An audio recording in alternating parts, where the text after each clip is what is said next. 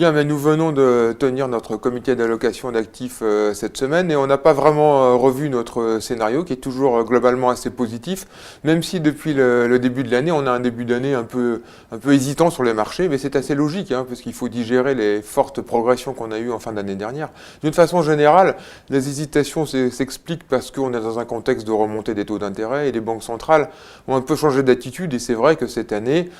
pour la première fois depuis longtemps, on va assister à une normalisation des taux, mais tout ceci se fait avec une bonne communication de la part des banques centrales, et donc les forces positives économiques devraient à notre avis favoriser les placements actions des prochaines semaines. On est dans une phase d'accélération macro, hein, synchronisée entre l'Europe, les États-Unis et aussi la Chine et l'Asie qui se maintiennent à un rythme convenable, ce qui fait que les bénéfices des entreprises qui sont estimés en progression cette année de l'ordre de 12-15% en Europe et d'une petite dizaine de pourcents aux États-Unis, cette fois-ci, ça paraît assez crédible.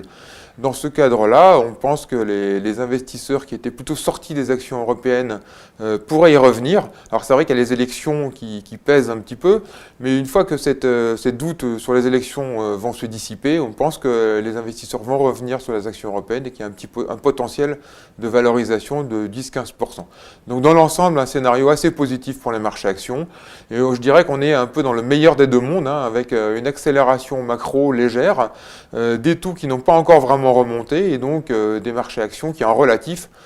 paraissent très attractifs, et plutôt un horizon dégagé pour les prochains mois. Il sera temps en fin d'année de voir si les taux remontent vraiment, à quel rythme, mais en tout état de cause, on aura le temps d'y revenir. Donc pour les prochains mois, plutôt un scénario positif pour les actions européennes.